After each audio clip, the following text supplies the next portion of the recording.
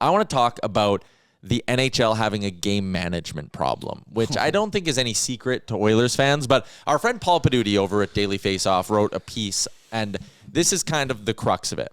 Scoring is down in the NHL, and this is the first time in 4 years that goals per game has dipped below 6. And I think we have a chart here that we can flash up to kind of show people. So this is since the lockout. So in the salary cap era, it dipped really hard there about 10 years ago, but since the pandemic, offense has been really high at an all-time high, or I shouldn't say all-time, highest it's been since basically the turn of the century. Yeah. 6.21, 6.29, 6.16, and it's dropped now to 5.96, okay?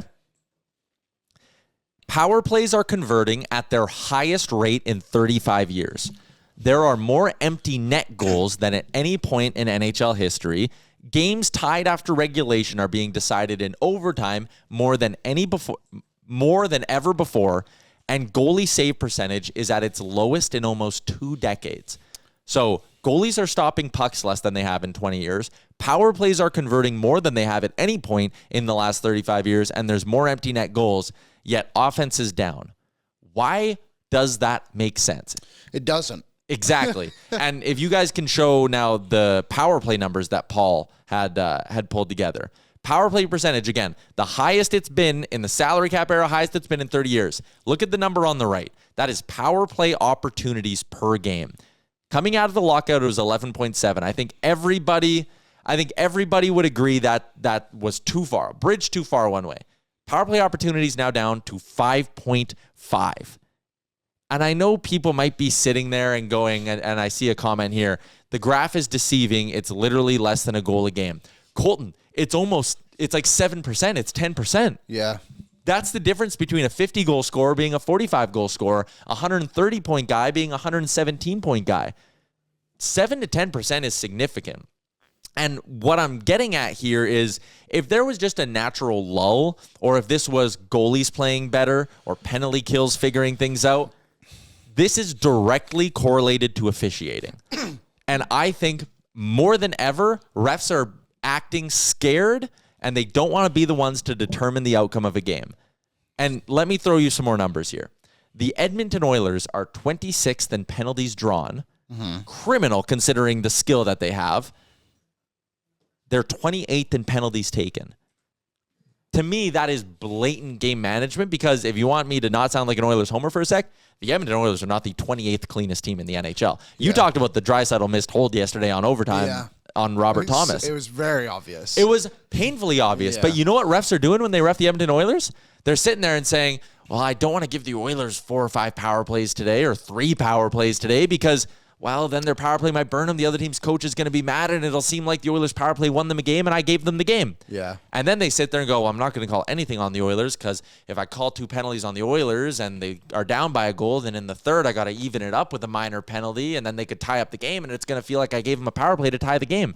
And it's not just the Oilers. The Leafs are 25th in penalties drawn, 18th in penalties taken. Bottom half of the league in both of those. The Vegas Golden Knights have the second best power play in the entire NHL, and they've been a very good power play for the last couple of seasons.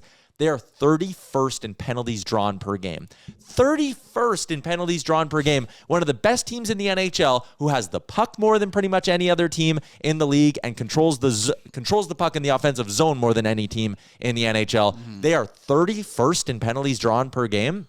How are the Oilers, Leafs, and Golden Knights all in the bottom 5 or bottom 6 of penalties drawn per game? It's because refs don't want to determine the outcome. And you know what you're doing when you decide you don't want to determine the outcome and you don't call the rule book? You're determining the outcome.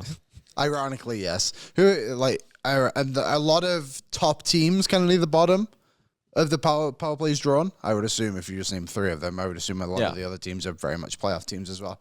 It's interesting. I mean, I think what you said makes a lot of sense. The NHL has a blatant officiating issue, and they are not going to address it.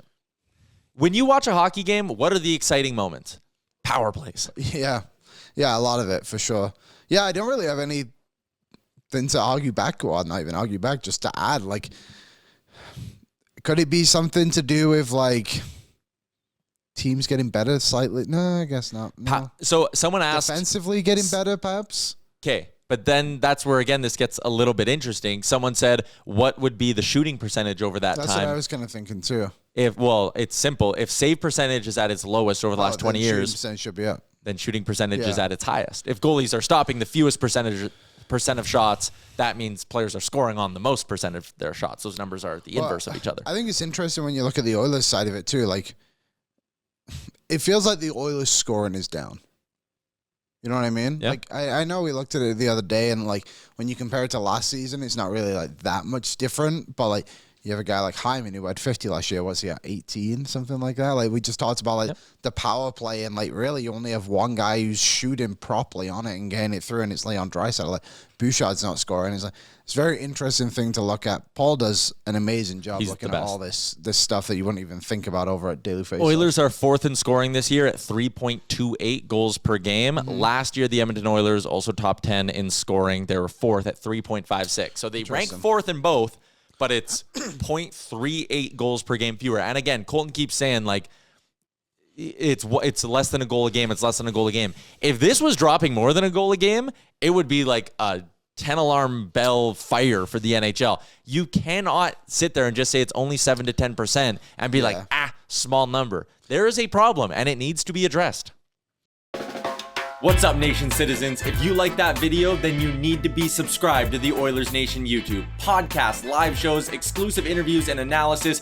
Everything you need from your favorite voices at Oilers Nation. And you don't want to miss any of it, so hammer that subscribe button.